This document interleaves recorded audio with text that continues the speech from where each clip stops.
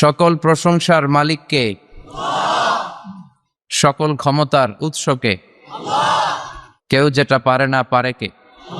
সে আল্লাহর জন্য পড়ছে আলহামদুলিল্লাহ। আওয়াজ করে পড়েন রব্বানা লাকাল হামদ হামদান কাসীরান তাইয়্যিবান মুবারাকান ফীহি ইয়া রাব্বি লাকাল হামদু কামা ইয়ানবাগি লিজালালি ওয়াজহিকা ওয়া আযীমি সুলতানিকা। লাকাল হামদু বিল ঈমান, লাকাল হামদু বিল ইসলাম, লাকাল হামদু বিল কুরআন। আমরা প্রশংসা করলাম কার? সব জায়গায় প্রশংসা করব কার? খাওয়ার সময়, ঘুমানোর সময়, ভালোবাসার সময়। ভ্যালেন্টাইন্স ডে না পালন করছিলেন? গতকাল আমার প্রোগ্রাম ছিল কিশোরগঞ্জে, দুপুরে একটা রাতে একটা। তো দুপুরের প্রোগ্রাম করে রাতের প্রোগ্রামে যাচ্ছি, দেখি সব ছেলেপেলেদের হাতে খালি গোলাপ ফুল। কি ফুল? কিছু ফুলের দোকানে দেখলাম মারাত্মক ভিড়, প্রচন্ড ভিড়, সব ভালোবাসা কিনা ফেলাইতেছে। এটা ছিল শ্লীলতাহীনতার দিন, এজন্য আমরা এই ভালোবাসাকে সাপোর্ট করতে পারি না।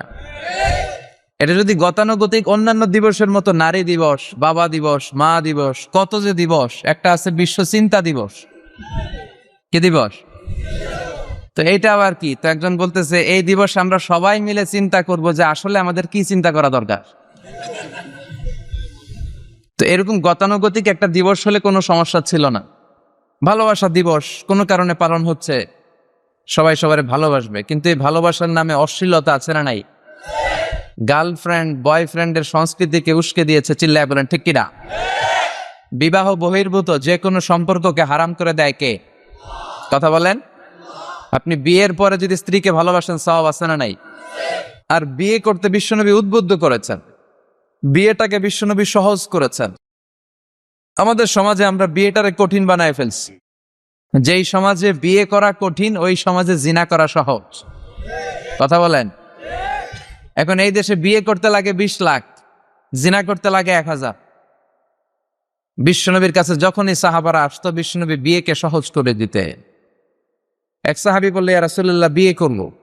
বিশ্বনবী বললেন হাল ইনদাকা মাহার সাদাক, তোমার কি মোহর আছে? বিয়ে করলে তো ডৌরি দিতে হবে। You have to pay the dowry to your wife ওয়া আতুন নিসা সাদাকাতিহিন্না নিহলা, সন্তুষ্ট চিত্তে মোহরানা দিয়ে দাও। সাহাবী বলল না, আমার তো কিছু নাই। বিশ্বনবী বললেন কিছুই নাই? সে বললে এই মদিনার মধ্যে আমার চেয়ে গরিব আর কেউ নাই।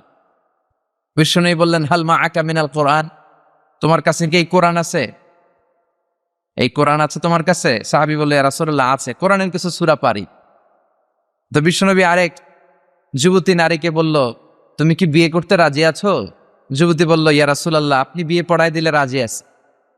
তুমি কি কোরআন পারো? যুবতী বললেন না ইয়া রাসূলুল্লাহ আমি তো কোরআন পারি না। বিশ্বনবী বললেন আমার কাছে ভালো একটা পাত্র সাহাবী আছে, তার সাথে তোমার বিয়ে পড়িয়ে দিলাম, কিন্তু সে নগদ মোহরানা দেওয়ার ক্ষমতা রাখে না। তুমি কোরআন পারো না, তোমার স্বামী কোরআন পারে। প্রতিদিন প্রতি রাতে তোমার স্বামী তোমারে কোরআন শিখায় দিবে, পড়ায় দিবে, এটাই তোমার বিয়ের মোহর। সহজ না কঠিন? আদ-দীনু ইউসরুন লা উসরা ফি, দিন হচ্ছে সহজ, এর মধ্যে কঠিন কিছু নাই।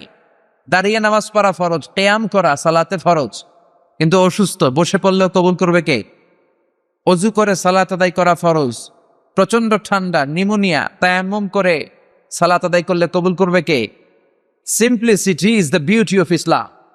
এই সহজীকরণ, সহজভাবে উপস্থাপন করা, এটা হচ্ছে ইসলামের একটা সৌন্দর্য। আমরা ইসলামকে খুব কঠিনভাবে উপস্থাপন করি, আছে না নাই? অনেকের কাছে গেলে দেখবেন সে বলে এটা হারাম, ওইটা হারাম, এটা শিরক, ওইটা বেদাত। সব জায়গায় শিরকের গন্ধ খোঁজে, এরকম কিছু লোক আছে না নাই? খেয়াল রাখবেন, আমরা সচেতন হব কিন্তু খুঁতখুঁতে স্বভাবের হব না। আমরা কি হব? সচেতন হব, কিন্তু খুঁতখুঁতে স্বভাবের হওয়া যাবে না।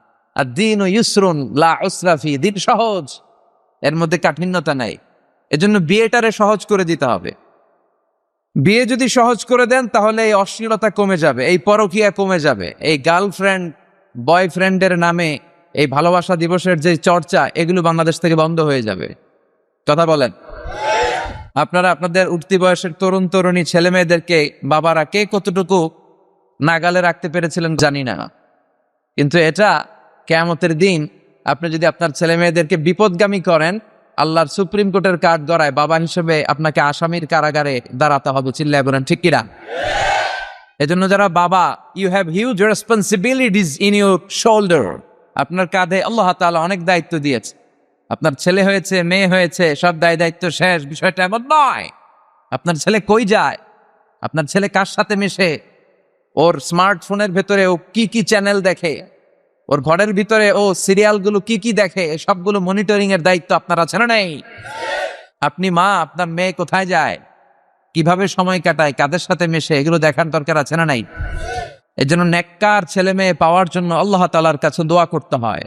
সাইয়েদনা ইব্রাহিম আলাইহিস সালাম দোয়া করেছেন, রব্বি হাবলি মিনাস সালিহিন, আল্লাহ আপনি আমার নেককার সন্তান দেন। খেয়াল রাখবেন, নেককার সন্তান এবং নেককার স্ত্রী, এই দুটোর জন্য আল্লাহর কাছে চাইতে হবে। এমনি এমনি নেককার সন্তান পাওয়া যায় না, এমনি এমনি নেককার স্ত্রী জুটে যায় না, আল্লাহর কাছে দোয়া করতে হয়। ফাবাশশারনাহু বিগুলামিন হালিম, আল্লাহ বললেন ইব্রাহিমের দোয়ার বরকতে আমি ইব্রাহিমের ঔরসে ইসমাইলকে দান করলাম। নেককার সন্তান না? কি নেককার সন্তান, কি ফ্যামিলি তাদের! আমাদেরটাও ফ্যামিলি, ওনাদেরটাও ফ্যামিলি। এই ফ্যামিলির হাত পা যেই জায়গায় লেগেছে ওই জায়গাটারে বরকতময় করে দিয়েছে কে? সাইয়েদনা ইব্রাহিম আলাইহিস সালামের পা লেগেছিল একটা পাথরের উপর। আল্লাহ বলেন ওয়াত্তাখিদু মাকাম ইব্রাহিমা মুসাল্লা, তুমি ইব্রাহিমের দাঁড়ানোর জায়গাটারে মুসল্লা বানিয়ে নাও। সুবহানাল্লাহ পড়েন। ওনার ফুটপ্রিন্ট আছে, সাইয়েদনা ইব্রাহিম আলাইহিস সালামের পায়ের ছাপ আছে ওই পাথরের উপরে। দেখেন, পা লাগছে, ওই পায়ের জায়গাটা বরকতময় করে দিয়েছে কে? সাইয়েদনা ইসমাঈল আলাইহিস সালামের পায়ের লাথির ধাক্কায় জমজমের পানি বের হতে শুরু করেছে। হজ উমরায় যারা যান জমজমের পানি খান না?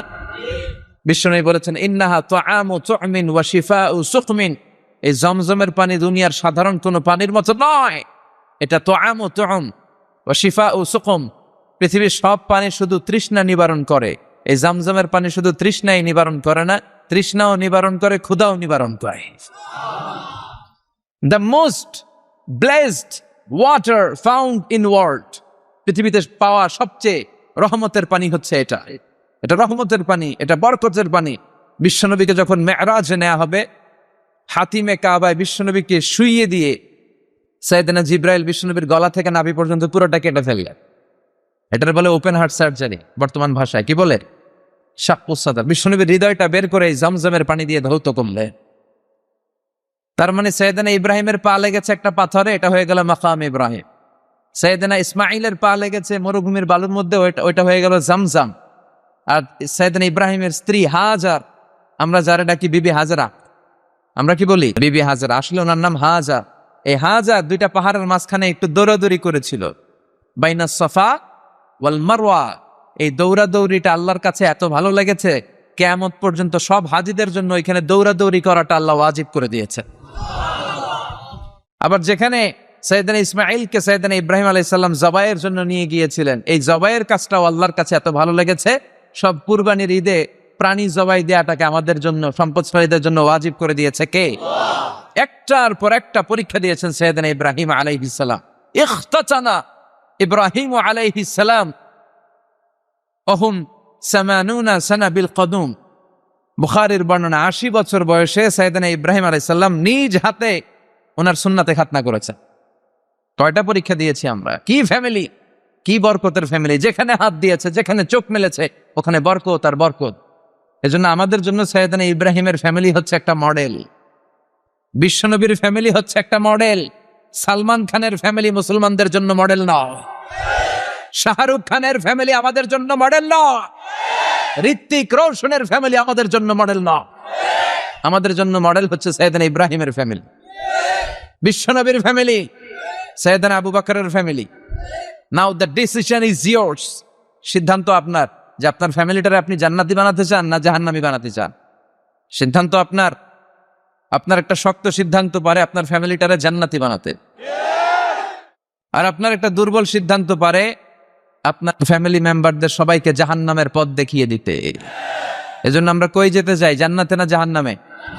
চিল্লায় বলেন কই যেতে চাই? মালিক তুমি জান্নাতে, তোমার পাশে আমায় একটি ঘর বানিয়ে দিও, একটি ঘর বানিয়ে দিও। পড়েন আমিন। আর জোরে পড়েন আমিন। এজন্য family it's a very important institution for Muslim community. মুসলমানদের জন্য পরিবার এটা গুরুত্বপূর্ণ। অমুসলিমদের কাছে পরিবারের দাম নাই, মা আছে বাবা নাই, বাবা আছে মা নাই। ব্রোকেন ফ্যামিলির সংখ্যা আমেরিকাতে হাজার হাজার লক্ষ লক্ষ ছাড়িয়ে যাবে, কিন্তু আমাদের ফ্যামিলিগুলা একান্নবর্তী ফ্যামিলি। বাবা মা দাদা দাদি ভাই বোন সবাই মিলে আমরা একসাথে থাকি, ঠিক কিনা? গোটা বিশ্বের সব জায়গাতেও ইসলাম পালন করা যদি নিষিদ্ধ করে দেয়া হয়, আপনার ঘরের ভিতরে আপনি ইসলাম পালন করতে পারবেন। এজন্য ফ্যামিলিগুলারে সুন্দর করার দরকার আছে না নাই? ফ্যামিলিগুলারে জান্নাতি ফ্যামিলি বানানোর দরকার আছে না নাই? আল্লাহ আমাদের ফ্যামিলিগুলারে তুমি জান্নাতি ফ্যামিলি বানাও, আমাদের ফ্যামিলিগুলার ভেতরে তুমি ভালোবাসা দিয়ে ভরপুর করে দাও। এজন্য আমাদের ফ্যামিলিগুলার ভেতরে সব সময় থাকে ভালোবাসা। এজন্য একদিনের ভালোবাসা দিবস আমরা পালন করি না, চিল্লায় বলেন ঠিক কিনা? এজন্য আমরা ভালোবাসা দিবসকে না বলি, সবসময় কি বলি? চিল্লায় বলেন no, no to the Valentine's Day. ভালোবাসা দিবসকে আমরা না বলে দিলাম। এই ভালোবাসা দিবসের সাথে আমাদের কোনো সম্পর্ক নাই। এগুলো থেকে আল্লাহ তুমি আমাদের ছেলে মেয়েদেরকে হেফাজত করো, তরুণ তরুণীদেরকে বাঁচাও। আসুন আমরা সরাসরি মহাবিশ্বয় মহাগ্রন্থ আল কোরআন আল কারীম থেকে কথা শুনি। আমি আপনাদের খেদমতে আমার খুতবার শুরুতে সূরাতু আল মুলকের একটি আয়াত তেলাওয়াত করেছি। এই আয়াতের আলোকে এই সূরাটিতে আল্লাহ তাআলা আমাদেরকে কি শিখাতে চাইলেন, জানাতে চাইলেন, কি মেসেজ দিতে চাইলেন, এগুলো আমরা নেয়ার চেষ্টা করব এবং নিয়ে আমরা যেন খেয়াল রাখতে পারি মাহফিলগুলো যেন শুধু শো ডাউন আর শো অফ না হয়। যেটাই শুনি কোরআনের যেখান থেকেই শুনেন বরকত আছে না নাই? যখন কোরআন শুনবেন রহমতের বাড়িধারা নাজিল করবে কে? একটা অক্ষর তেলাওয়াত করলে 10টা নেকি দিবে কে? একটা আয়াত তেলাওয়াত করলে জান্নাতের বিল্ডিং এক এক তলা লম্বা বানায় দিবে কে?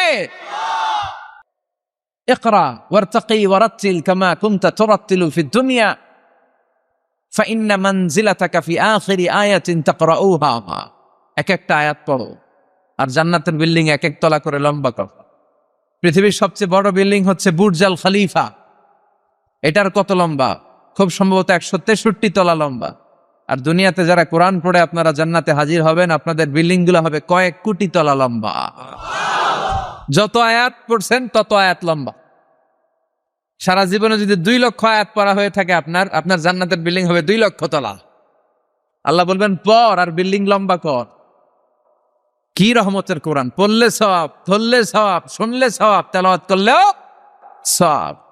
এজন্য এই কিতাবটার সাথে যেন আমরা সম্পর্ক বাড়াই। Attachment, how to increase the attachment with the Holi Quran. কোরআনের সাথে আমাদের সম্পর্ক আমরা কিভাবে বাড়াতে পারি? প্রতিদিন তেলাওয়াত করতে হবে, আবৃত্তি করা জানতে হবে সহি শুদ্ধভাবে। মুসলমানদের অবস্থা এমন হয়েছে, বিশ্বের সবচাইতে নন্দিত এই কিতাবটা একটু তেলাওয়াত করবার সময়টুকু আমাদের হয় না। ব্যস্ত, we are leading very super busy life. খুব ব্যস্ত আমরা, কোরআন পড়ার সময় নাই। প্রতিদিন যেন একটু তেলাওয়াত করি। রাজি আছেন তো দেবিদ্বারের ভাইয়েরা? প্রতিদিন একটু একটু তেলাওয়াত করা যাবে?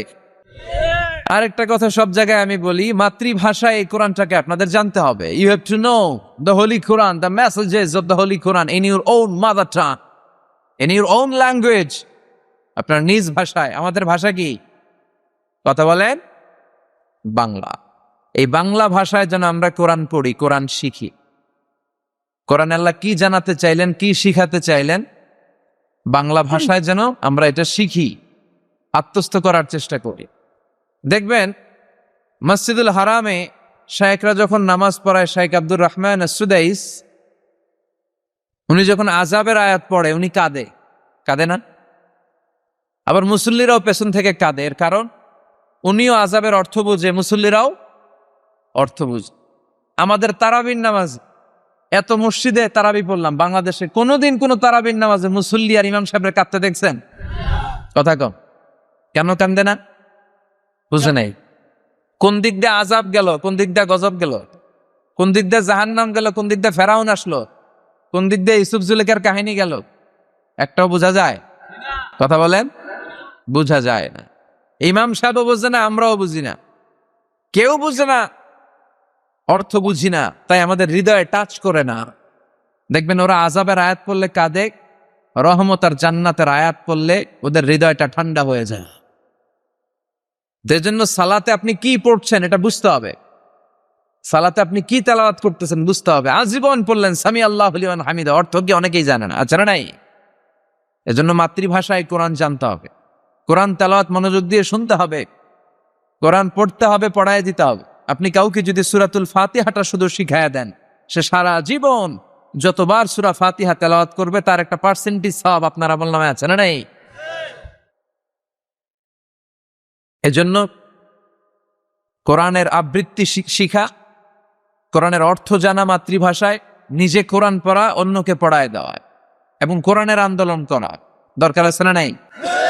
সব সময় কোরআনের পক্ষে থাকার দরকার আছে না নাই? আল্লাহ তুমি আমাদেরকে সহি সমাজ দান করো। তাই আমরা যখনই কোরআনের কথা শুনবো নিজেদেরকে পরিবর্তনের জন্য শুনবো, ঠিক কিনা? আমার আখিরাতটাকে সুন্দর করার জন্য শুনবো। আমাদের তাফসির মাহফিল গুলো হয়ে গেছে এখন শোডাউন, অনেক লোক জড়ো হইতে হবে, স্লোগান হইতে হবে, এগুলো আছে না নাই? আমাদেরকেও বেঁধে দেয় অনেক জায়গায়, হুজুর আপনার কিন্তু আজকে মাহফিল কাঁপাইতে হবে। কি বলে? কাঁপাইতে হবে। কিন্তু অনেক জায়গায় বলে হুজুর আপনার জমাইতে হবে। কি বলে? জমাইতে হবে। আবার অনেক জায়গায় বলে হুজুর আপনার কিন্তু মাহফিলটা ধরে রাখতে হবে। কি করতে হবে? তো কোথাও আমাদের কাঁপাইতে হয়, কোথাও আমাদের জমাইতে হয়, আবার কোথাও মাহফিল ধরে রাখতে হয়। কথা বুঝতে পেরেছেন? তো মাহফিল কাঁপানো, জমানো, ধরে রাখা, এই টেন্ডেন্সি থেকে আসেন, বেরোয় আসি। We have to make a change. আপনাকে চেঞ্জ আনতে হবে, পরিবর্তন। বিশ্বনবী পৃথিবীতে এসেছেন পরিবর্তনের জন্য। তিনি কোনো জায়গায় খারাপ কিছু দেখলেই পরিবর্তন করে দিতেন। এক সাহাবাকে জিজ্ঞেস করলেন কি নাম? মাসমুক। সে বলে ইসমি হাজান, আমার নাম হলো হাজান। হাজান মানে দুশ্চিন্তা। হাজান মানে? বিশ্বনবী বললেন হাজান কারো নাম হতে পারে? দুশ্চিন্তা এটা একটা নাম হইল? বিশ্বনবী বললেন তোমার নাম আজকে থেকে হাজান নয়, আজকে থেকে তোমার নাম সাহাল। কি নাম? সাহাল মানে সহজ। সাহাল মানে? সে বলে না ইয়া রাসূলুল্লাহ, আমার বাপ চাচা নাম রাখছে হাজান, এটা আমি ছাড়ব না। বিষ্ণু বললেন না, চলে যাও। তো সে বাড়িতে চলে গেল। যাওয়ার পর থেকে ওই যে দুশ্চিন্তা, দুশ্চিন্তা তার আর পিছু ছাড়ে না। তার ব্যবসায় লস, তার চাকরিতে লস, ওর পেটে ব্যথা, ওর মাথায় ব্যথা, ওর জ্বর, ওর মেয়ে কান্দে, ওর বউ দৌড়ায়, ওর পোলায় কয় আমি মরুম। কষ্ট আর জ্বালা ছাড়েই না। সবাই বলে ওই যে বিশ্বনবী তোমার একটা সুন্দর নাম দিয়েছিল, আনো নাই, এর বদদোয়া লাগছে, যাও নবীর কাছে মাফ চেয়ে নামটা চেঞ্জ করে। হাজান ফিরে গেল বিশ্বনবীর কাছে, যে বলে ইয়া রাসূলুল্লাহ আমার হাজান নামের দরকার নাই, গোষ্ঠী কিলাই হাজান, আপনি কি নাম কইছিলেন ওইটা কোন আবার? বিশ্বনবী বলে আমি বলছিলাম আন্তা সাহাল। সাহাল মানে সহজ, সাহাল মানে? বিশ্বনবীর কাছ থেকে নাম চেঞ্জ করে সাহাল নিয়ে আসলো। সাহাল বলে যেদিন থেকে আমি নাম চেঞ্জ করেছি ওই দিন থেকে আমার জীবনের সব কাজগুলো সহজ করে দিয়েছে। কে? কি নবী ছিলেন? খালি চেঞ্জ করে দিতেন, চেঞ্জ করে দিতেন। এক নারীকে জিজ্ঞেস করলেন মাসমুকি, হোয়াটস ইউর নেম? সে বলে আমার নাম আসিয়া। আসিয়া মানে অবাধ্য। বিশ্বনবী বলেন এটা একটা নাম হইল? তোমার নাম আজকে থেকে জামিলা। জামিলা মানে সুন্দরী, বিউটিফুল লেডি। জামিলা মানে সুন্দরী। সে নাম চেঞ্জ করে জামিলা নিয়ে নিল। সবাই বলল যেদিন থেকে বিশ্বনবী তার নাম জামিলা করেছে ওই দিন থেকে মরার আগের দিন পর্যন্ত এই মহিলার সৌন্দর্যে কোনোদিন ভাটা পড়ে না। তাই আবার বিশ্বনবী মক্কা থেকে মদিনায় হিজরত করতে গেলেন। বিশ্বনবী বললেন মাসমু হাযিহিল আরদ, এই জমিনের নাম কি? সবাই বলল এই জমিনের নাম ইয়াসরিব। কি নাম? মদিনার আগের নাম ইয়াসরিব। ইয়াসরিব মানে to take revenge from someone, কারো থেকে প্রতিশোধ নেয়া। বিশ্বনবী বললেন আমি যেই শহরে থাকবো ওই শহরের নাম হবে প্রতিশোধ। How come? It's quite impossible, অসম্ভব। আমি রহমতের নবী, ওমা আরসালনাকা ইল্লা I have sent you as a mercy for the entire universe. ও নবী আমি আপনাকে গোটা বিশ্বের জন্য রহমত করে পাঠিয়েছি। রহমতের নবী যেই শহরে থাকবে ওই শহরের নাম প্রতিশোধের শহর না। আজকে থেকে এই শহরের নাম তবা কিংবা তৈবা, পবিত্র শহর। পরবর্তীতে এই শহরের নাম করা হলো মদিনাতুর রাসূল, মদিনাতুন নবী। সুবহানাল্লাহ পড়েন। আবার বিশ্বনবী আরেক এলাকায় সফরে গেলেন। বললেন মাসমু হাযিহিল আরদ, এই এলাকার নাম কি? সবাই বলে গাদিরা। কি বলে? গাদিরা। গাদিরা মানে আরদুন লা শাজারা ফীহি ওয়ালা নাবাত। এমন শহর যে শহরে কোনো গাছ পালা লতা পাতা ঘাস জন্মায় না। বিশ্বনবী বললেন, এটা একটা নাম রাখছো তোমরা গাদিরা। এই গদিরা নামের কারণেই তো এলাকায় কোনো গাছপালা হয় না, ওই এলাকায় কোনো গাছ হবে না। বিশ্বনবী বললেন, মিনাল ইয়াউম, আজকে থেকে এই এলাকার নাম গাদিরা নয়, আজকে থেকে এই এলাকার নাম আমি চেঞ্জ করে দিলাম খাদেরা। খাদেরা মানে সবুজ। খাদেরা মানে কি? বিশ্বনবী নাম চেঞ্জ করে দেওয়ার সাথে সাথে ওই এলাকায় ঘাস লতা পাতায় সবুজ শ্যামল হয়ে গেবে। এই জন্য পরিবর্তন লাগবে। We have to make a change. পরিবর্তন লাগবে। এই লোক দেখানো মানসিকতা থেকে আমাদের বেরিয়ে আসতে হবে। মাহফিল কাঁপানো, মাহফিল জমানো, মাহফিল ধরে রাখা, এগুলার কোনোদিন বলবেন? বলবেন? সব হবে আমাদের একজনের খুশির জন্য। তিনি কে? চিল্লায় বলেন, আল্লাকা সিররুন ইনদাল্লাহ বাইনাকা আনতা ওয়া বাইনাল্লাহ, আল্লাকা সাদাকাতুন তাখফা লা ইয়ালামুহা ইল্লাল্লাহ, আল্লাকা সিররুন ইনদাল্লাহ বাইনাকা আনতা ওয়া বাইনাল্লাহ, আল্লাকা সাদাকাতুন তাখফা লা ইয়ালামুহা ইল্লাল্লাহ। সুবহানাল্লাহ। আল্লাকা সিররুন ইনদাল্লাহ বাইনাকা আনতা ওয়া বাইনাল্লাহ, তোমার আর তোমার আল্লাহর মধ্যে এমন কোন গোপন বিষয় আছে নাকি যেটা আল্লাহ ছাড়া কেউ জানে না? তোমার জীবনে এমন কোন গোপন দান আছে নাকি যেটা আল্লাহ ছাড়া কেউ দেখেনি? আমরা এখন দেখায় দেখায় দান করতে চাই, আছে না নাই?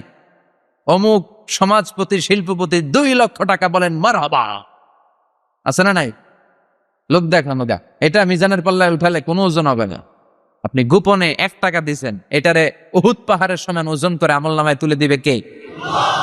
এজন্য সবসময় খেয়াল রাখবেন যে একজনকে আমরা দেখাতে চাই, আমরা দেখাবো একজনকে। তিনি কে? মানুষকে দেখানোর জন্য কিছু করা যাবে? আল্লাহুম্মা রযুকনা ইখলাস, আল্লাহ তুমি আমাদের ইখলাস বাড়ায় দাও। আরো জোরে পড়েন আমিন। আমরা আজকে সূরাতুল মুলক থেকে কথা শুনবো। মুলক সূরার নাম কি? এই সূরার অনেক ফজিলত আছে। এই সূরা রাত্রিবেলা যারা তেলাওয়াত করবে তাদের কবরের আযাব হবে না। কবরের কথা শুনলে ভয় লাগে না?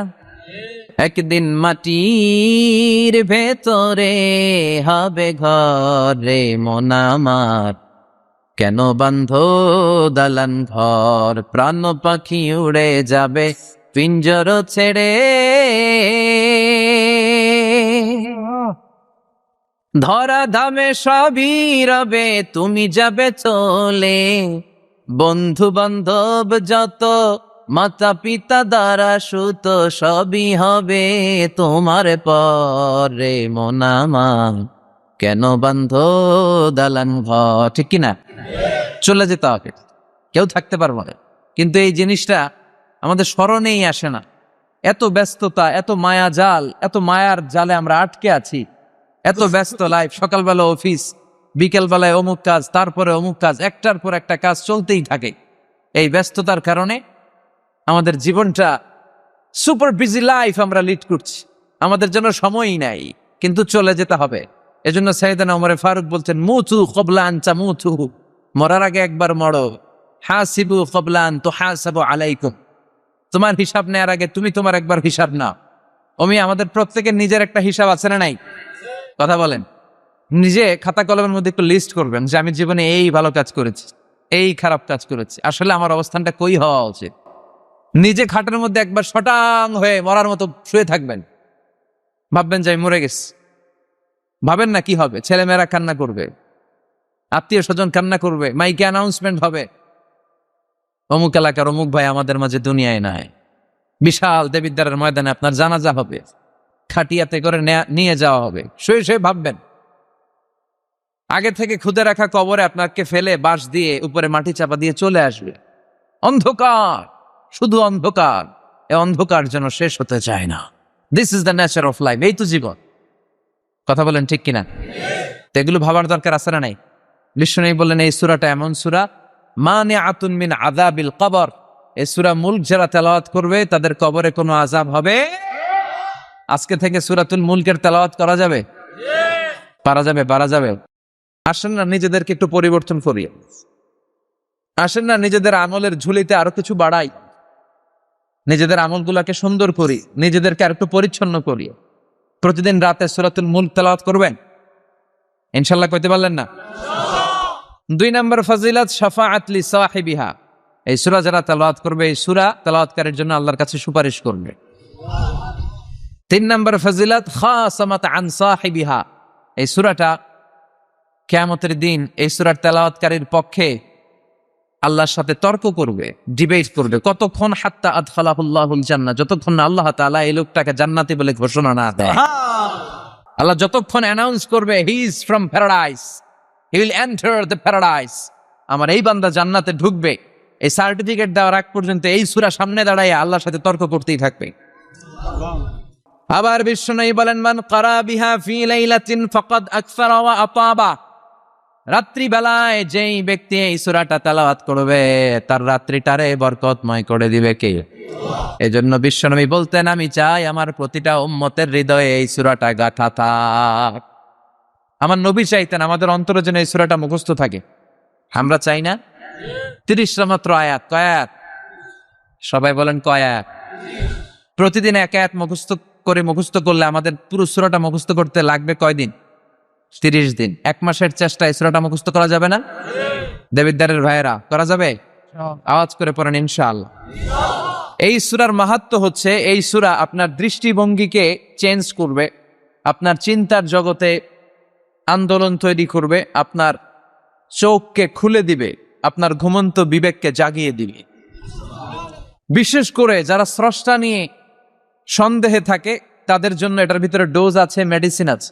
ইয়াং ছেলে পেলে অনেকে আমাদের প্রশ্ন করে, হুজুর আল্লাহরে নিয়ে অনেক প্রশ্ন জাগে, স্রষ্টার অস্তিত্ব নিয়ে, আখেরাত নিয়ে, কবরের জীবন নিয়ে আমাদের প্রশ্নের অভাব নাই, কারণ নাস্তিক্যবাদের ছড়াছড়ি আশেপাশে আছে না নাই? ইয়াং যারা আছে তোমাদেরকে একটা বই পড়ার সাজেস্ট আজকে আমি করে যাই। বইটার নাম অনেকে জানে, প্যারাডক্সিক্যাল সাজিদ। কি নাম? লেখক হচ্ছে আরিফ আজাদ। লেখক কে? আরিফ আজাদ। বইটার নাম প্যারাডক্সিক্যাল সাজিদ। 21শে বই মেলায় এটা দ্য বেস্ট সেলার হয়েছিল, এজন্য নাস্তিকদের মাথা গরম। কথা বলেন। সে আরেকটা বের করছে, প্যারাডক্সিক্যাল সাজিদ 2। এই প্যারাডক্সিক্যাল সাজিদ 1, প্যারাডক্সিক্যাল সাজিদ 2 প্রতিটা যুবকের সাথে সাথে রাখার দরকার। It's an eye opener for you. এই সূরাটা আপনাদের জন্য আই ওপেনার, চোখ খুলে দিবে। একটু চিন্তা করলেই বুঝবেন যে নাস্তিকদের যুক্তিগুলো খুবই হালকা। ওরা স্রষ্টাকে মানতে চায় না, আল্লাহরে মানতে চায় না। এর কারণ ওরা বলে আনসিন ইজ নাথিং, যেটারে দেখি না ওইটা মানি না। নাউজুবিল্লাহ পড়বেন না? কিন্তু ওরা ওদের জীবনে অনেক কিছু দেখে না, ওরা মানে না। কথা কন। আচ্ছা, আপনি আপনার জীবনে সরাসরি চোখ দিয়ে আমেরিকা দেখছেন? কথা কয়নি। তা আমেরিকা যে আছে মানেন না? যারা এখনো হজে যান নাই, কাবা ঘর নিজ চোখে সরাসরি দেখছেন? টিভিতে না, টিভিতে তো সবাই দেখছে। সরাসরি কাবা ঘর দেখছেন? তো আপনি যে দেখেন নাই, আপনি সৌদি আরব যে আছে, কাবা ঘর যে আছে মানেন না? নাস্তিকরা বাতাস খালি চোখে দেখে না, দেখে, কিন্তু নাস্তিকরা বাতাস মানে না। Why do you believe on that? তো বাতাস মানুষ কেন? তোর দাদা, তোর বাবা কোনোদিন বাতাস দেখছে? তুই তোর চোখ দিয়ে কোনোদিন বাতাস দেখেছিস? Do you see the air in the atmosphere? উত্তরে বলবেন no. So why do you believe on that? বাতাস বিশ্বাস করো কেন? Do you see the migraine pain when someone feel in his head? কেউ যখন মাথা ব্যথা অনুভব করে বলে যে আমার মাথাটায় প্রচন্ড ব্যথা। ওর যে মাথা ব্যথা দেখা যায়? কথা বলেন।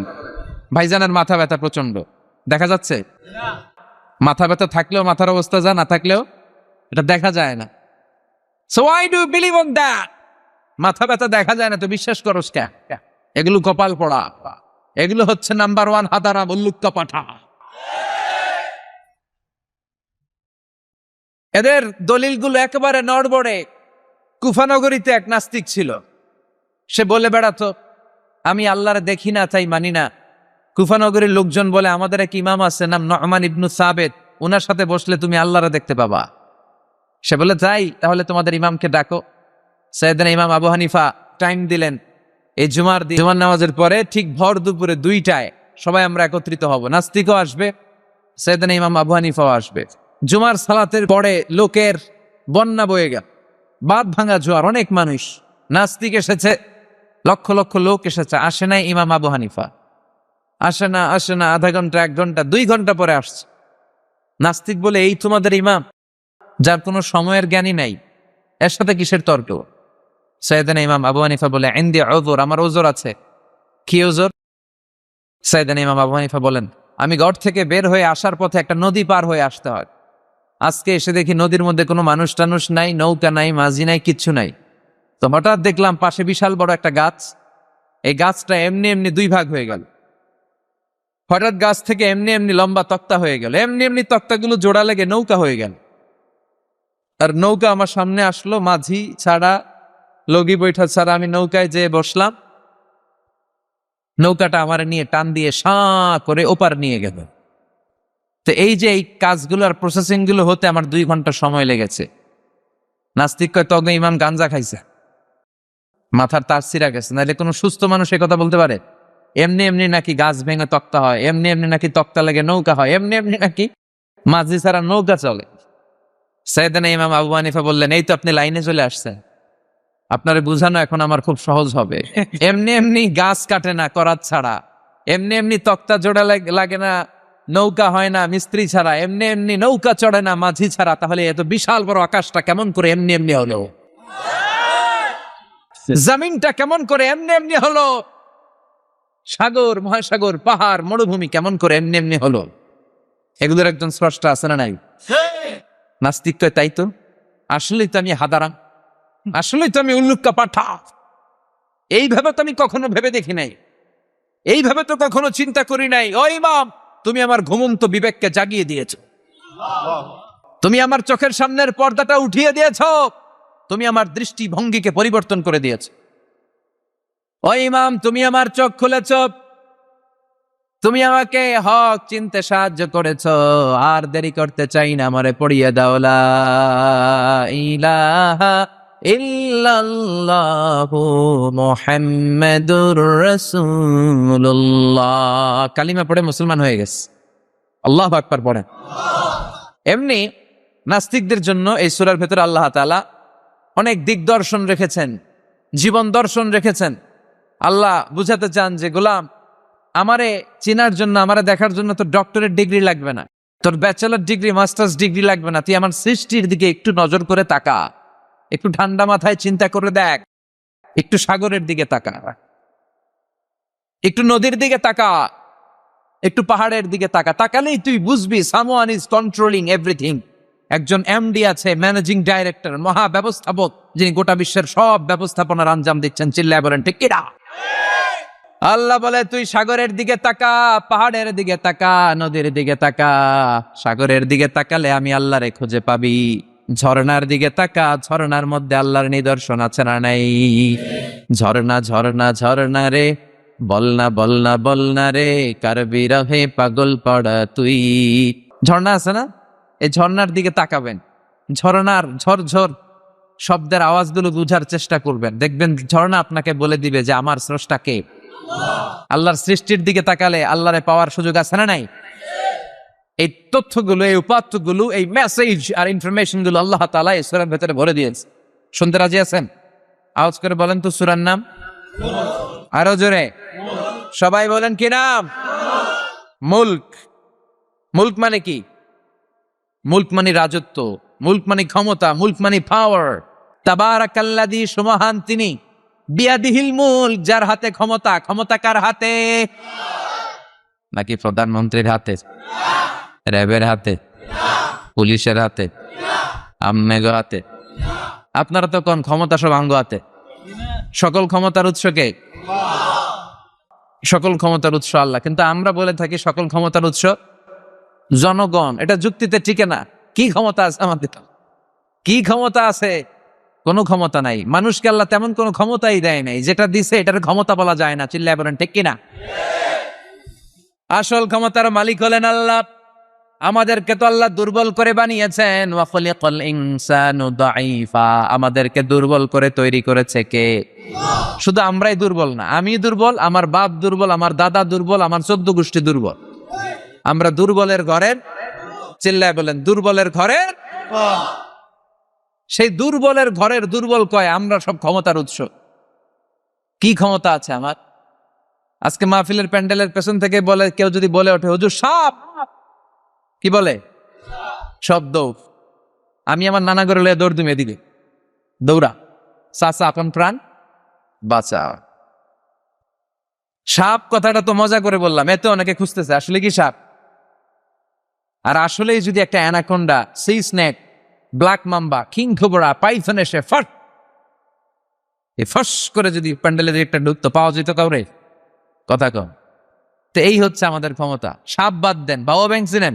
10টা ভাও ব্যাংক, 2টা এই স্টেজে আর বাকি 8টা প্যান্ডেলে যদি ছেড়ে দেওয়া হয়, ভাও ব্যাংক আর কি লাভ দিবে? এর চেয়ে বড় লাভ দিবেন আপনারা? বাবা ব্যাঙের চেয়ে বড় লাভ দিয়ে আমরা দৌড়াইতে শুরু করব। কত অসহায় আমরা, কত দুর্বল। বল্লা পোকা, মৌমাছি আমাদেরকে কামড় দিয়া উড়াল দেয়, এটা ধরে যে মারমু এটাও পারি না। কুত্তায় আঙ্গরে কামড়াইলে আমরা কুত্তারে কামড়াইতেও পারি না। কি অসহায়। পিঁপড়া কামড় দিলে আমরা কিছু করতে পারি না। কানের ভিতরে যদি কারো পিঁপড়া ঢুকে থাকে বুঝবেন সে মজাটা। আহা, হ্যাঁ, বাঁচার কোনো সুযোগ নাই, কোনো ক্ষমতাই নাই। এরপরও আমরা বলি সব ক্ষমতার মালিক আমি। দেখবেন যাদের ডায়রিয়া হয় আর 5-7 বার টয়লেটে গেছে, এর চেহারার দিকে তাকানো যায় না। এই হইলো আমাদের অবস্থা। 5-6 বার টয়লেটে গেলে আর ওর দইরা দাঁড় করানো যায় না। কাই মরে যাইম, আরে সবাই মাফ করে দেন, আই আর হাইতেন না, আমি পারবো না, আমার মাফ করে দেন। পারবি না কেন? তুই না ক্ষমতার উৎস। কথা কন। আসলে আমাদের কোনো ক্ষমতা নাই, আমরা দুর্বল। আসল ক্ষমতার মালিক একজন, চিল্লায় বলতে হবে তিনি কে। আমরা যে কত দুর্বল। ন্যাচারাল ক্যালামিটি অর ডিজাস্টার যখন হয়, প্রাকৃতিক দুর্যোগ, তখন নিজের অবস্থা খেয়াল করবেন। বন্যার সময় মানুষের কি অবস্থা হয়, ঠিক কিনা? ভূমিকম্পের সময় কি অবস্থাটা হয় আমাদের। 3টার দিকে যদি ভূমিকম্প হয়, দৌড়, লুঙ্গি পইরা দৌড়, লুঙ্গি ছাড়াও দৌড়, আগে যান বাঁচাও। পাগল হয়ে যায়। বাচ্চাটারে কোলে নিয়ে দৌড়াবো, না স্ত্রীকে ঘুম থেকে জাগাবো, না ভাড়াটিয়াদেরকে উঠাবো, না নিজেই ছাদের উপর থেকে লাফ দেবো। ত্রাস, ভয়, ভূমিকম্প, সবাই দৌড়। দেখবেন ভূমিকম্প হইলে বাড়িওয়ালাও দৌড়, ভাড়াটিয়াও দৌড়। নাকি ভাড়াটিয়ারা দৌড়ায়, বাড়িওয়ালারা দৌড়ায় না? কথা কন। ডোনাল্ড ট্রাম্প যে বিল্ডিং এ থাকে, ওইটাতে ভূমিকম্প হইলে ডোনাল্ড ট্রাম্প তো দৌড়াবে না? না, ডোনাল্ড ট্রাম্পও দৌড়াবে। আমি কিছু টেলিভিশনের লাইভ প্রোগ্রাম দেখেছি, ওখানে উপস্থাপক আর অতিথিরা ক্যামেরা ট্যামেরা মেকআপ টেকআপ নিয়ে বসছে। একটু পরে শুরু হয়েছে ভূমিকম্প, মাইক ধুইয়া দিয়া উপস্থাপক দৌড়। তো যেহেতু মেকআপ টেকআপ একেবারে ক্যামেরা ট্যামেরা সব সেটিং, অতিথিরা ওঠে না, একটু পরে আবার নাড়াচাড়া, এবার অতিথিও দৌড়। বাঁচার জন্য সব দৌড়। এই হচ্ছে আমাদের ক্ষমতার দৌড়াত্ম। এরপরও আমরা বলি আমরা নাকি ক্ষমতার উৎস। তুফান হলে, এইখানে একটা তুফান হলে 70 কিলোমিটার বেগের জাস্ট বাতাসটাকে যদি আল্লাহ এর তীব্রতা যদি বাড়িয়ে দেয়, সব দৌড় আমরা। কথা কন।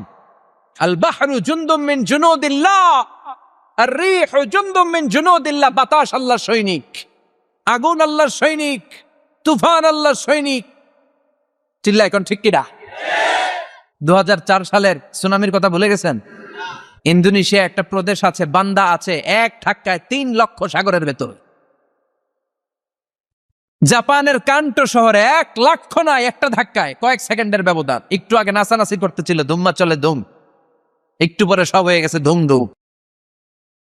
একেবারে সাইজ করে ফেলছে কে? আহা, কোনো ক্ষমতা নাই। ক্ষমতার মালিক কে? এজন্য রাব্বুল আলামিন বলেন, তাবারাকাল্লাযী বিয়াদিহিল মুলকু ওয়া হুয়া আলা কুল্লি শাইইন কাদির। সুমহান সেই সত্তা যার হাতে ক্ষমতা, ক্ষমতা কার হাতে? কক্সবাজারে দেখবেন একটা দ্বীপ আছে, একমাত্র দ্বীপ যেটাতে পাহাড় আছে, নাম মহেশখালী। ওইখানে বৌদ্ধদের স্বর্ণ মন্দির আছে। ওখানে তুফান টুফান শুরু হইলে বৌদ্ধরাও জিকির করা শুরু করে দেয় আল্লাহর। সুবহানাল্লাহ কইবেন না? তুফানে পড়লে দেখবেন হিন্দু, বৌদ্ধ, আস্তিক, নাস্তিক সবাই জিকির করে একজনের, চিল্লায় বলেন তিনি কে? আমরা মাঝে মাঝে আমাদের প্রোগ্রাম স্কেজুল এত টাইট থাকে, মাঝে মাঝে আমরা প্লেনে, হেলিকপ্টারে এক জেলা থেকে আরেক জেলায় যাই বাধ্য হয়ে। সিলেটে প্রোগ্রাম, কক্সবাজারে প্রোগ্রাম, ওই অমুক জায়গায় প্রোগ্রাম, তো ফ্লাইট ধরা লাগে। তো আমরা আভ্যন্তরীণ ফ্লাইটে চড়ে চড়ে আমরা যাই। তো আমরা যখন যাই, ওখানে কিছু এয়ার হোস্টেস থাকে বিমানের ভেতরে, এদেরকে বলে বিমানবালা। খুব সুন্দরী স্মার্ট নারীদেরকে তারা রিক্রুট করে, নিয়োগ দেয়। এদের যদি 3-4টা সন্তান হয়ে যায়, এদেরকে আবার চাকরিতে রাখে না, সৌন্দর্যটাই যাদের পুঁজি, তারা লিপস্টিক মেখে, পারফিউম মেখে, মেকআপ করে, ভেরি বিউটিফুল লেডি, ওরা আসে, এসে আমাদেরকে খাবার টাবার দেয়, ইনস্ট্রাকশন দেয়। তো বিমানটা, আভ্যন্তরীণ বিমানগুলো বাংলাদেশের ভেতরে যেগুলো চলে, এগুলো 14 থেকে 15,000 ফিট উপরে ওঠে। তো বিমানটা প্রথমে রানওয়েতে ট্যাক্সি করে, মানে বিমান যখন মাটিতে চলে এটাকে বলে ট্যাক্সি। কি বলে? ট্যাক্সি ছেড়ে যখন উপরে ওঠে এটারে বলে টেক অফ। কি বলে? তো এটা যখন বিমানটা যখন টেক অফ করবে, তখন দেখলাম এই এয়ার হোস্টেস গুলো, যেগুলোর পর্দা নাই, হেজাব নাই, শালীনতা নাই, মাইক্রোফোন হাতে নিয়ে ঘোষণা দিচ্ছে, ভদ্র মহিলা এবং ভদ্র মহোদয়গণ, আপনারা আপনাদের সিট বেল্ট গুলো বেঁধে নিন। এখনই আমাদের উড়োজাহাজটি শাহজালাল আন্তর্জাতিক বিমানবন্দর থেকে শাহ আমানত বিমানবন্দরের উদ্দেশ্যে 15,000 ফিট দিয়ে উড়ে যাবে। এরপরে পড়তে শুরু করে আল্লাহু আকবার, আল্লাহু আকবার, আল্লাহু আকবার। তো আমি উল্টা ঘুরে তাকাইলাম, কি রে এই মাইয়া আল্লাহু আকবার কয় কেমনি? ঘুরে দেখি হাতের মধ্যে এরকম কাগজ, এই কাগজ থেকে দেখে দেখে পড়তেছে, উচ্চারণ কিন্তু আমগো মতো না, পড়তেছে আল্লাহু আকবার, আল্লাহু আকবার, আল্লাহু আকবার, সুবহানাল্লাযী সাখখারা লানা হাযা, পুরো দোয়াটাই পড়ছে। ওমা কুন্না লাহু মুকরিনিন ওয়া ইন্না ইলা রাব্বিনা লামুনকালিবুন। তো আমি হিসাব মিলালাম, ঘটনা কি? লিপস্টিক, মেকআপ, সুটেড, বুটেড, পারফিউম মাখা, হিপ হপ স্টাইলের মেয়ে, এরা আল্লাহু আকবার পড়ে কেন? তো তখনই খেয়াল করে দেখলাম যে বিমানটা এখন ছাড়ছে, জমিন ছেড়ে দিয়ে 15,000 ফিট উপরে যাচ্ছে। ওরা খুব ভালো করেই টের পায়, এই 15,000 ফিট উপরে যখন বিমান থাকবে, ওরে বাঁচানোর কেউ নাই, ওকে রক্ষা করার কেউ নাই, তখন ওর কোনো পাওয়ার নাই, কোনো ক্ষমতা নাই। চিল্লায় বলেন ঠিক কিনা? তখন কোনো সিকিউরিটি নাই। আহা, কি দুর্বল মানুষ! বিমান বাঁকা হয়ে গেলে সবাই চিল্লায় বাঁচাও। যদি জিজ্ঞেস করেন কে বাঁচাবে, বলবে হুজুর আপনি বাঁচান। আছে না নাই? দুর্বল। আসল ক্ষমতার মালিক হলো একজন, চিৎকার করে বলতে হবে তিনি কে? এজন্য রব্বুল আলামিন বলেন, তাবারাকাল্লাযী বিয়াদিহিল মুলকু ওয়া হুয়া আলা কুল্লি শাইইন কাদির। সুমহান সেই সত্তা যার হাতে ক্ষমতা। ক্ষমতা কার হাতে? আমাদেরকে আল্লাহ ক্ষমতা দিয়েছেন, ঠিক, এটা সাময়িক, লিমিটেড, তবে আনলিমিটেড ক্ষমতার মালিক কে? এই যে আমাদের মাননীয় প্রধানমন্ত্রী নতুন টার্মের জন্য আসছে না? কয় বছর? 5 বছর। কোন দেশে আসে 10 বছর, কোন দেশে 15 বছর। তো এই যে আল্লাহ ক্ষমতার চেয়ারে বসে, আল্লাহ আসছে কয় বছরের মেয়াদে? কথা বলেন। 50 বছর? 100? হ্যাঁ, কয়দিন থাকবে উনি? আজীবন। আল্লাহ বলে আমি প্রথম, আমার আগে কেউ নাই, ঠিক কি না? ওয়াল আউয়াল ওয়াল আখির, আমি শেষ, আমার পরে কেউ নেই। আমি প্রকাশ্য, আমি গোপন, সূচনাহীন, অতীতকাল থেকে আমি আল্লাহ ক্ষমতার চেয়ারে বসা, সীমাহীন, ভবিষ্যৎহীন, শেষহীন, ভবিষ্যৎ পর্যন্ত ক্ষমতার চেয়ারে বসে থাকবে কে? আল্লাহ বললেন আমি প্রথম, আমি শেষ। প্রথমে কে? চিল্লায় বলেন, প্রথমে কে? শেষে কে? প্রথমে আল্লাহ আল্লাহ, শেষেও আল্লাহ আল্লাহ, আকাশে আল্লাহ আল্লাহ, জমিনে আল্লাহ আল্লাহ। সবাই পড়েন, প্রথমে আল্লাহ আল্লাহ, শেষেও আল্লাহ আল্লাহ, আকাশে আল্লাহ আল্লাহ, জমিনে আল্লাহ আল্লাহ। নিখিল জাহান গায়ে গুণগান, তার নামে গায় আমরাও গাহি তাআলা, হামদে বারি তাআলা, হামদে বারি তাআলা, হামদে বারি তাআলা। সুবহানাল্লাহ পড়ুন। তিনি প্রথম, তিনি শেষ, তিনি চিরকাল ক্ষমতার চেয়ারে বসে থাকবেন। চিল্লায় বলেন ঠিক কিনা? আবার পৃথিবীতে অনেক দেশে দেখবেন ডেমোক্রেটিক সিস্টেমে ক্ষমতায় আসে, মানে ভোটে জিতে, যেমন আমাদের দেশ। তা আল্লাহ তো ভোটে জিতে আসছে না? আল্লাহ ভোটে জিতে আসছে? অনেক দেশে মোনার্কি সিস্টেম, মানে রাজতন্ত্র, রাজার পোলা রাজা, আল্লাহর বাপ ছিল রাজা, এই জন্য আল্লাহও রাজা, এরকম। আল্লাহ চিরকাল, আজীবনের মেয়াদ নিয়ে তিনি ক্ষমতার চেয়ারে বসা। চিৎকার করে বলেন ঠিক কিনা? আবার পৃথিবীর অনেক দেশে দেখা যায় আন্দোলন করে সরকারকে ক্ষমতার চেয়ার থেকে নামানো যায় কি যায় না? পৃথিবীতে এরকম হয়েছে না অনেক জায়গায়? আন্দোলনের ঠেলায় সরকার কয় আমি নাই। আবার মাঝে মাঝে মিলিটারি কু হয়, সেনা বিদ্রোহ হয়, জানেন না আপনারা? তা আমরা পৃথিবীর 700 কোটি মানুষ সবাই মিলে যদি আল্লাহর বিরুদ্ধে আন্দোলনে নেমে যায়, তাইলেই তো আল্লাহর ক্ষমতা শেষ যাবে না? 700 কোটি মানুষ মিলেও পারা যাবে না। আচ্ছা, জিন জাতি যদি বলে ও মানুষেরা তোদের সাথে আমরাও আছি, মানুষ জিন ভাই ভাই, আল্লাহর আর রক্ষা নাই, আল্লাহর গদি শেষ।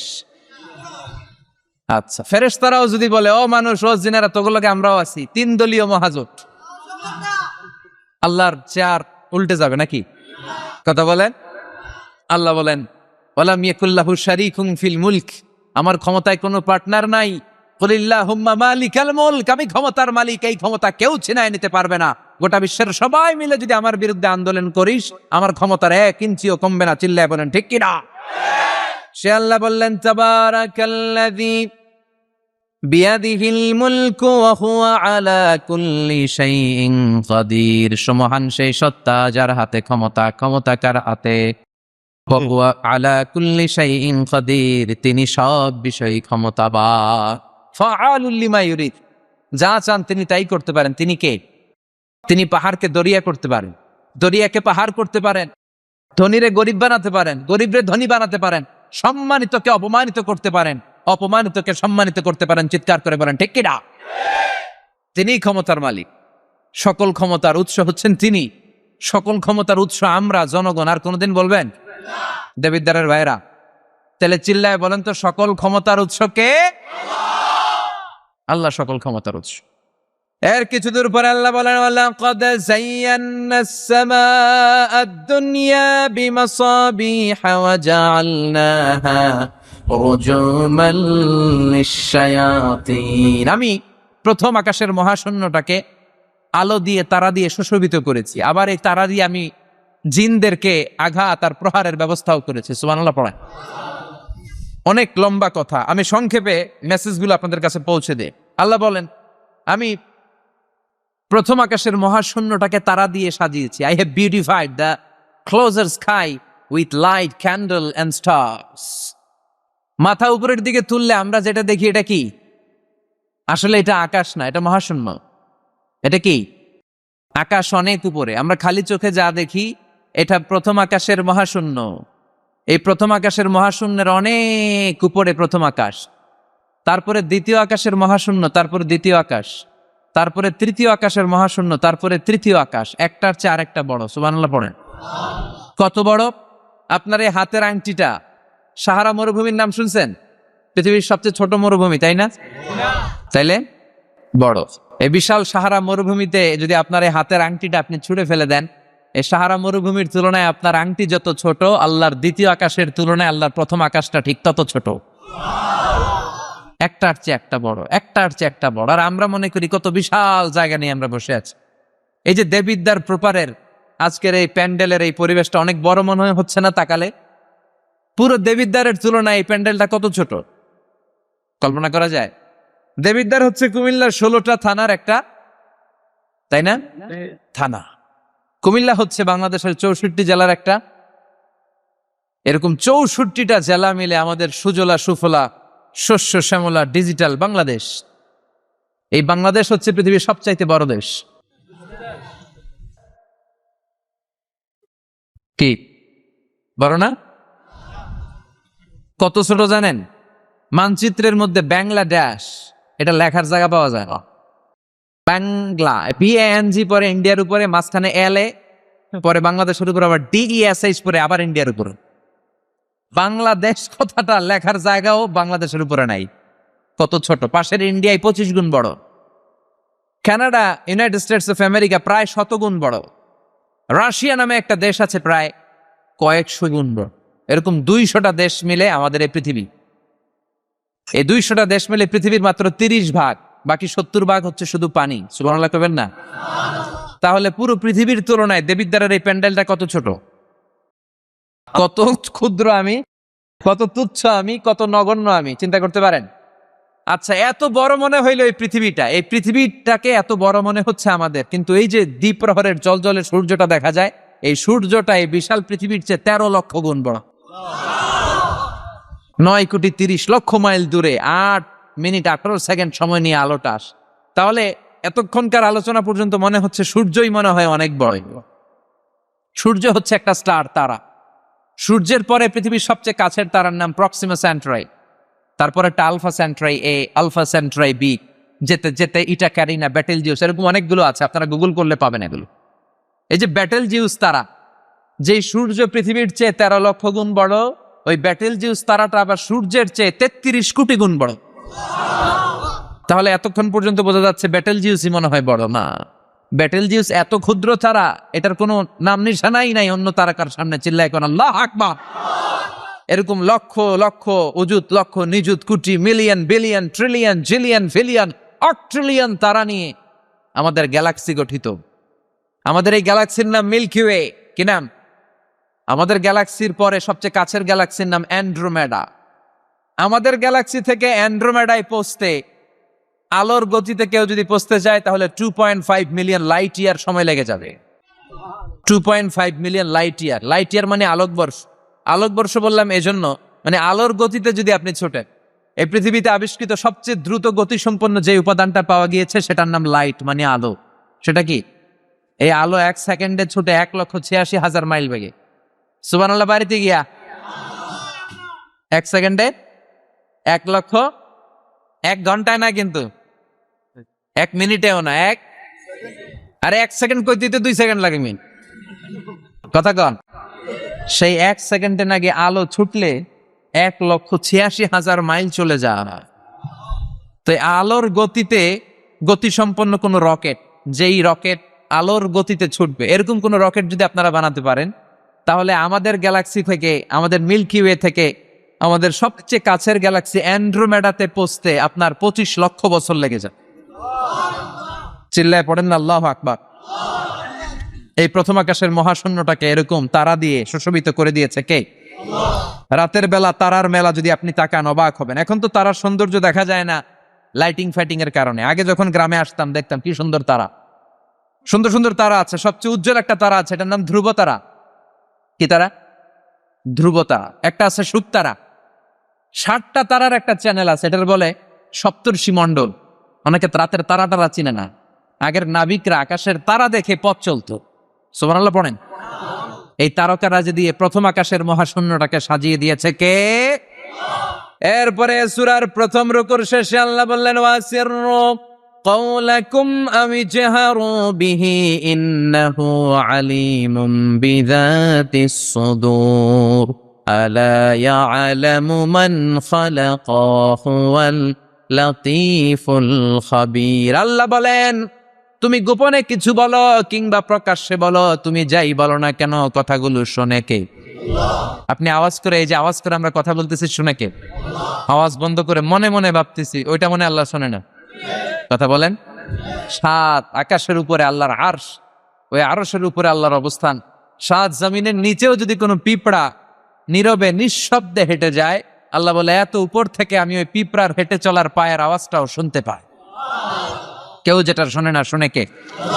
এরপরে আল্লাহ বললেন হুয়াল্লাযী জাআলা লাকুমুল আরদা যালুলান ফামশু ফি মানাকিবিহা ওয়া কুলু মির রিজকি ওয়া ইলাইহিন নুশুর। আল্লাহ বললেন তিনি এমন সত্তা যিনি তোমাদের জন্য জমিনটারে সমতল বানিয়ে দিয়েছেন। জমিনের যেখান দিয়ে প্রয়োজন হেঁটে যাও আর রিজিক তালাশ করো, কিন্তু সবশেষে তার দিকে ফিরে যেতে হবে। ঠিক কিনা? জমিনটারে সমতল করলো কে? আজকের এই প্যান্ডেলটা সমতল না? কথা কন না উঁচা নিচা?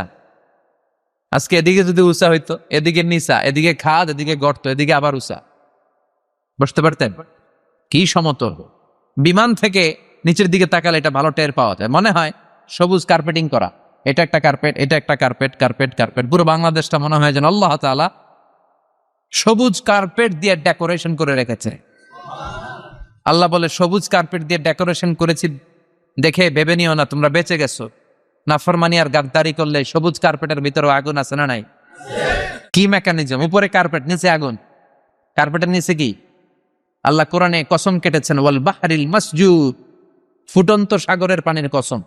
দুনিয়ার কোন সাগরের পানি গরম না, সব ঠান্ডা, কিন্তু আল্লাহ বললেন ফুটন্ত টকবকে সাগরের পানির কসম আমি খেলা। অনেক গবেষণা হলো এই সাগরের পানি নিয়ে।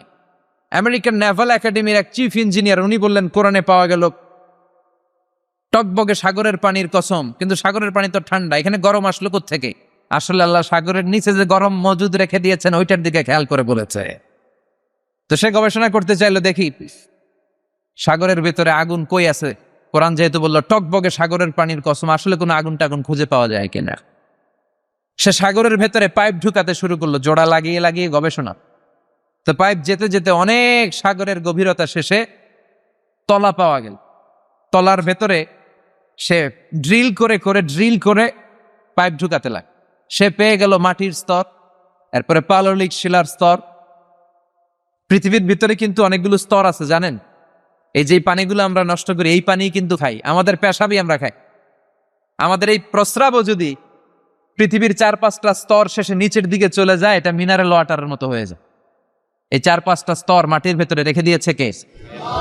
পাললিক শিলা, রূপান্তরিত শিলা, আগ্নেয়গিরির শিলা। এরপরে যখন সে পাইপ ঢুকাতে শুরু করেছে, সে দেখতে পেল এই পাইপগুলো গলে গলে গলে গলে পানি হয়ে যায়। এত আগুন, এত গরম। সে অবাক পৃথিবীর ভিতরে এত আগুন আসলো কোত্থেকে। তো এই আগুনের টেম্পারেচারটা কতটুকু পাওয়ারফুল এটা চেক করার দরকার আছে না নাই? সে বলল, I need fire proof pipe, bring from America. America থেকে ফায়ার প্রুফের পাইপ আনো, পরীক্ষা চালায় দেখি।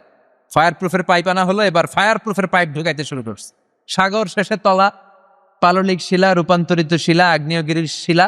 ওই আগ্নেয়গিরির শিলার পরে যখন ফায়ার প্রুফের পাইপ ঢুকাতে শুরু করেছে, যেই পাইপে আগুন ধরে না, সে দেখতে পেল ফায়ার প্রুফের পাইপগুলো আগুনে গলে গলে ধোঁয়া আর পানি হয়ে যাবে। তাহলে এই সবুজ কার্পেটিং এর নিচে আগুন আছে না নাই? এই আগুন মজুদ করে রেখেছে কে? সে আল্লাহ বললেন, আমিনতুম মান ফিস সামাই আন ইয়াখসিফা বিকুমুল আরদা ফাইযা হিয়া তামুর। তোমরা কি ভেবেছো নাকি সবুজ কার্পেটের উপরে আনন্দে নাচানাচি করবা, আনন্দে লাফালাফি করবা, কিন্তু এই জামিনটারে মুহূর্তের মধ্যে দোলা দিয়ে দিতে পারে কে? খাসাফ মানে হচ্ছে ল্যান্ডস্লাইড। মুহূর্তে ভূমিটা কেঁপে যেতে পারে, পুরো পৃথিবীটা ফাইদা হিয়া তামুর কেঁপে উঠবে। ট্রেম্বলিং, ভাইব্রেশন শুরু হয়ে যাবে পুরো পৃথিবীটার কাঁপাকাঁপির চোটে। তোমরা এটার উপর দাঁড়িয়েও থাকতে পারবে না। তার মানে নিচে, এই পৃথিবীর নিচে আযাব আর গজব, আগুন মজুদ করে রেখেছে কে? আবার আল্লাহ বলল, উপরের দিকে তাকাও, দেখবা মেঘমালায়, মেঘমালার উপরও আমি আল্লাহর আযাব আসর নাই।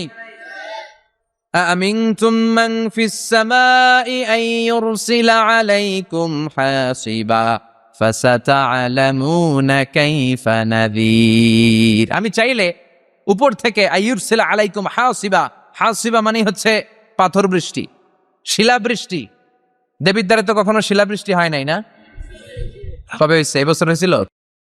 শিলাবৃষ্টি হইলে দেখবেন যে ছাগল গরুর মাথায় পড়লে বড় বড় শিলা, ছাগল মরে যায়। মানুষের মাথায় পড়লে মানুষ মরে যায়, টিনের চাল ভেঙে যায়, বাড়িঘর ভেঙে সব শেষ। তো এরকম শিলাবৃষ্টি যদি হয় আমরা বাঁচবো? অ্যাসিড বৃষ্টি হলে, উল্কা বৃষ্টি হলে, উল্কা বৃষ্টি, পৃথিবীর সবচাইতে বড় সাইজের উল্কাটা পড়েছিল দক্ষিণ আফ্রিকার হোবা সিটিতে। ওটার ওজন ছিল 60 মেট্রিক টন। কয় মেট্রিক টন? কথা কন। আজকে প্যান্ডেলের উপরে যদি একটা পড়ে, দেবিদ্বার থানার উপরে যদি পড়ে, পুলিশ ফাঁড়ির উপরে যদি পড়ে, বঙ্গভবনের উপরে যদি পড়ে, ক্যান্টনমেন্টের উপরে যদি পড়ে, বাঁচাবে কে? Donald Trump. চিল্লায় বলেন, বাঁচাবে কে?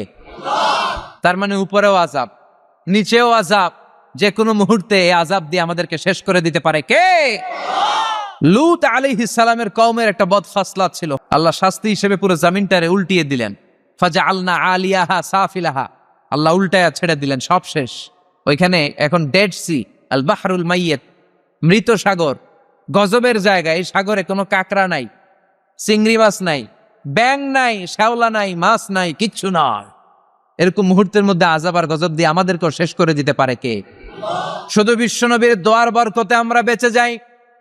বিশ্বনবী দোয়াতে বলেছেন, আল্লাহ আমার আগের উম্মতদেরকে তুমি যেমনি আযাব দিয়ে গজব দিয়ে একবারে শেষ করে দিয়েছো, আমার গুনাহগার উম্মতদেরকে এইভাবে শেষ করে দিও না। বিশ্বনবীর দোয়ার বরকতে আমরা বেঁচে যাই। এরপর আল্লাহ বললেন, নাস্তিকরা কি মুক্ত বিহঙ্গের দিকে তাকায় না? বিহঙ্গ মানে পাখি, মুক্ত পাখির দিকে তাকায় না? পাখির দিকে তাকালে পাখির রব আল্লাহরে খুঁজে পাওয়া যায়, ঠিক কিনা? আওয়ালাম ইয়ারা ইলাত তায়রি ফাওকাহুম সাফাতিন ওয়া ইয়াকবিদনা মা ইউমসিকুহুন্না ইল্লার রাহমান ইন্নাহু বিকুল্লি শাইইন বাসীর। সুবহানাল্লাহ বলেন। পাখির দিকে নজর করলে পাখির রব আল্লাহরে খুঁজে পাওয়া যায়। আপনি পাখির দিকে তাকায় দেখেন কেমনে উড়ে, ওদেরকে শূন্যে ধরে রাখে কে? কথা বলেন না। মা ইউমসিকুহুন্না ইল্লা রাহমা, আল্লাহ ছাড়া কেউ পাখি ধরে রাখে না। এই পাখির আরবি হচ্ছে তয়ের। পাখির আরবি কি? বিমান আরবিও তয়ের। পাখি আরবি যা, বিমান আরবিও তা। এটার উপর গবেষণা করে বিমান আবিষ্কৃত হয়েছে। সুবহানাল্লাহ কইবেন না? কিন্তু আমরা করতে পারি নাই, করেছে আমেরিকান দুই ভাই। আমরা আছি ফতুয়াবাজি নিয়ে, কথা গাওয়ান। আমরা আছি মারামারি নিয়ে, কার পিছনে কেমনে লেগে থাকা যায়, কারে কেমনে টাইনা নামানো যায়। একজন জিজ্ঞেস করতেছে, এত খেলা থাকতে হাডুডু বাংলাদেশের জাতীয় খেলা কেন? হাডুডু বাংলাদেশের জাতীয় খেলার নাম। তো আরেকজন উত্তরে বলতেছে, এর কারণ বাংলাদেশে কেউ উন্নতি করবে, ভালো কাজ করবে, এটা অন্যরা সহ্য করতে পারে না। উপরে উঠতে চাইলে ওরা ঠ্যাং ধরে নামাবে। এজন্য হাডুডু খেলা এই দেশের জাতীয় খেলা। হাডুডু খেলা দেখছেন? একটা সামনে যাইতে চাইলে সবাই কাবাডি কাবাডি কাবাডি কাবাডি বইলাই ওর ঠ্যাং ধরে কি করে পিছনের দিকে নিয়ে তোর সামনে যাইতে দিবেই না। এই হচ্ছে আমাদের স্বভাব। চিল্লাই বলেন ঠিক কিনা? খালি ফতুয়াবাজি, ও খারাপ, ও খারাপ, ও কাফের, ও কাফের, ও 20 কারণে কাফের, তুই 40 কারণে কাফের। এই কাফের মারা গেলে যে কবর দেয়া হবে, কবরের উপর যে ঘাস উঠবে, ওই ঘাস যে গরু খাবে, ওই গরুর দুধ যে খাবে, ও কাফের।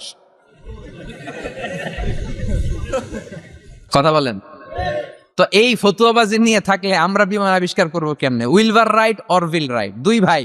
আওয়ালাম ইয়ারাউ ইলা তাইরি ফাওকাহুম সাফাতিন ওয়া ইয়াকবিন। আল্লাহু আকবার। গবেষণা করে করে এই দুই ভাই বানিয়ে ফেল 1903 সালে। তবে এখনকার মতো এত উন্নত বিমান না। আপনারা আজকেই গুগল করবেন যে কিভাবে ইনভেনশন অফ এরোপ্লেন আবিষ্কার হলো কেমনে, দেখবেন যে দুই ভাই পাহাড়ের মধ্যে শুয়ে শুয়ে মাসের পর মাস পাখি নিয়ে গবেষণা করেছে।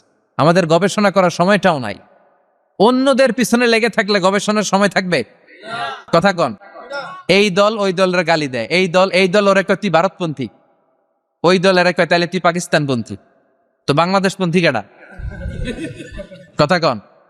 আমরা সাধারণ জনগণ বাংলাদেশপন্থী চিল্লায় বলেন ঠিক কিনা? উইলভার রাইট অর উইল রাইট, দুই ভাই বানায় ফেললো বিমান। 1903 সালে বিমান আবিষ্কার হয়ে গেল। আমেরিকা এক সুবিধা করতে পারে নাই, চলে গেল ফ্রান্স। এক শহর থেকে আরেক শহরে প্রথম বিমান নামাবে। পাখা নাই, ঢাকনা নাই, গ্লাস নাই, ইঞ্জিন নাই, এমন ভাবে বিমানগুলো বানিয়েছে দেখলে হাসি পায়। কিন্তু সেই বিমান আবিষ্কারের পর থেকে এটাকে ইমপ্রুভ করতে করতে, ডেভেলপ করতে করতে আজকে তারা বানিয়ে ফেলেছে বোম সুপারসনিক। সার্চ করবেন বোম সুপারসনিক, সবচেয়ে দ্রুতগামী প্যাসেঞ্জার বিমান। কি নাম? Bomb supersonic. খুব দ্রুত চলে। এর আগে চলতো কনকর্ড, সবচেয়ে দ্রুত। তো বিমান আবিষ্কারের আগে পৃথিবীর সব দেশে ছিল শুধু সেনাবাহিনী আর নৌবাহিনী। যেহেতু এখন বিমান আবিষ্কার, এখন বিমান বাহিনী আছে না নাই? এখন উপর থেকে বোমা মারে। দ্বিতীয় বিশ্বযুদ্ধে আমেরিকা 2টা বোমা মেরেছিল জাপানের 2টা শহরে, হিরোশিমা আর নাগাসাকিতে। লিটল বয় আর ফ্যাটম্যান মেরে জাপানের ওই 2 শহর বিরান ভূমি বানিয়ে দিয়েছে। এখন ড্রোন হামলা হয়, মিসাইল হামলা হয়, আবার ইদানিংকালে আমরা স্যাটেলাইটও পাঠাই উপরে। আমাদের একটা স্যাটেলাইট আছে না নাই? Bangabandhu satellite channel of Bangladesh আছে না নাই? কিছুদিন আগে নিউজে শুনলাম এটা নাকি উদাও। এটা কি আছে না গেছে? হ্যাঁ, নিউজে আসছিল যে এটা নাকি উদাও হয়ে গেছে। এটা যেন না হারায়। অনেক টাকা, আমাদের গরিব মানুষ আমরা, এদেশের খেটে খাওয়া মানুষের টাকা দিয়ে এই স্যাটেলাইট চ্যানেলকে পাঠানো হয়েছে। এটা যেন আল্লাহ হেফাজতে রাখে। আমরা চিল্লায় পড়ি আমিন। তো এই সূরাটার শেষে আল্লাহ একটা প্রশ্ন করেছে আপনাদের সবাইকে। প্রশ্ন রেখে আল্লাহ শেষ করেছে। দেখেন একটার পর একটা মেসেজ। আল্লাহ বলে মুক্ত বিহঙ্গের দিকে তাকা, কিভাবে পাখিগুলো ডানা ঝাপটায়। এগুলো তাকালেই আপনি পাখির ভিতরে পাখির রব আল্লাহরে খুঁজে পাবেন, ঠিক কিনা? সব শেষে আল্লাহ বললেন, একটা প্রশ্ন দিয়ে আল্লাহ সূরাটা শেষ করলেন। আল্লাহ বললেন, কুল আরাআইতুম ইন আসবাহা মাউকুম গাওরান ফামান ইয়াতিকুম বিমাইম মাইন। বলো দেখি সবে, শুকাইয়া যদি যায় এই পৃথিবীর পানি, তাহলে হেথায় তটনির ধারা কে দিবে সবারে আনি। সুবহানাল্লাহ পড়েন। প্রশ্নটা রেখেছে কে? আল্লাহ বললেন, একদিন ঘুম থেকে উঠে দেখো টিউবওয়েলে পানি নাই, মোটর ছেড়েছ, ট্যাপ ঘুরাচ্ছ, পানি নাই। বাজারে মিনারেল ওয়াটার কিনতে গিয়েছো, পানি নাই, পানি দিবে কে? পানি সম্পদ মন্ত্রী, প্রধানমন্ত্রী। গোটা বিশ্বের সবাই মিলে এক ফোঁটা পানি বানাতে পারে? আবার আল্লাহ বললেন সব জায়গায় যতটুকু পানির দরকার পানির ব্যবস্থা করে দিল কে? হাযা আযবুন ফুরাত ওয়া হাযা মিলহুন উজাত। একদিকে লোনা পানি আর একদিকে মিঠা পানি আছে না নাই? মিঠা নদীর পানি আল্লাহ তোমার মেহেরবানি। পড়েন সবাই। সুন্দর ফুল সুন্দর ফল মিঠা নদীর পানি আল্লাহ তোমার মেহেরবানি। সুবহানাল্লাহ পড়েন। আবার দেখেন একই সাগর, এই দিকের পানির এক কালার, ওই দিকের পানির আরেক কালার, মিশানা। এই দৃশ্যটা আপনারা নিজ চোখে দেখছেন নাকি? কই দেখছেন? কয় মোবাইলে? তারপরে মোবাইলে তো সবাই দেখছে, চোখে সরাসরি দেখছেন? পদ্মা নদীতে দেখা যায়। কোথায় আছে? চাঁদপুরের মোহনাতে, মোহনাতে দেখা যায়। আমি মিশরের নীল নদ আর ভূমধ্য সাগর দেখছি, মিলে না। মারাজাল বাহরাইনি ইয়ালতাকিয়ানি বাইনাহুমা বারযাখুন লা ইয়াবগিয়ান ফাবিআই আলাই রাব্বিকুমা তুকাযযিবান। দুই দিক থেকে দুই ধরনের পানি বয়ে যায়, মাঝখানে অদৃশ্য ব্যারিকেড দিয়ে দিয়েছে কে? এই পানির ডেনসিটি হাই, এটার ডেনসিটি কম, এটা টেম্পারেচার হাই, এটা টেম্পারেচার কম, এটা লোনা, এটা মিঠা, এই জন্য একটার সাথে আরেকটা মিশে না। এই পানির স্রষ্টাকে। পানি চাইবো কার কাছে? এই পানির অপর নাম যেমনি জীবন, আবার বেশি পানি হয়ে গেলে মরণ। কথা কন। সাইয়েদনা নূহ আলাইহিস সালামের কওমকে বেশি পানি দিয়ে মানে বন্যা দিয়ে শেষ করে দিয়েছে কে? এই জন্য নিচে আযাব, উপরে আযাব, চারিদিকে আযাব, চারিদিকে জুনদুম মিন জুনুদিল্লাহ, আল্লাহর সৈনিকেরা অপেক্ষা করছে। গাদ্দারি নাফরমানির মাত্রা যদি বেড়ে যায় মুহূর্তেই সব ধূলিসাৎ করে দিতে পারে কে? এজন্য ক্ষমতার মালিক আমরা জীবনে বলা যাবে? চিল্লায় বলেন তো, ক্ষমতার মালিক কে? চাইতে হবে কার কাছে? বাঁচানোর মালিক কে? হেফাজতের মালিক কে? সুস্থ রাখার মালিক কে? সফলতা দেওয়ার মালিক কে? আমরা সব সময় যেন সে আল্লাহর কাছে চাইতে পারি, সে আল্লাহর কাছে হাত পাততে পারি, সে আল্লাহর কাছে ফরিয়াদ করতে পারে। আল্লাহ তুমি তৌফিক দাও। আরো জোরে পড়েন আমিন। সবাই ভালো থাকবেন, সুস্থ থাকবেন, সুন্দর থাকবেন। আবার হয়তো দেখা হয়ে যাবে কোন তাফসীরুল কোরআনের ময়দানে। সুবহানাকাল্লাহুম্মা বিহামদিকা আশহাদু আল্লা ইলাহা ইল্লা আনতা আস্তাগফিরুকা।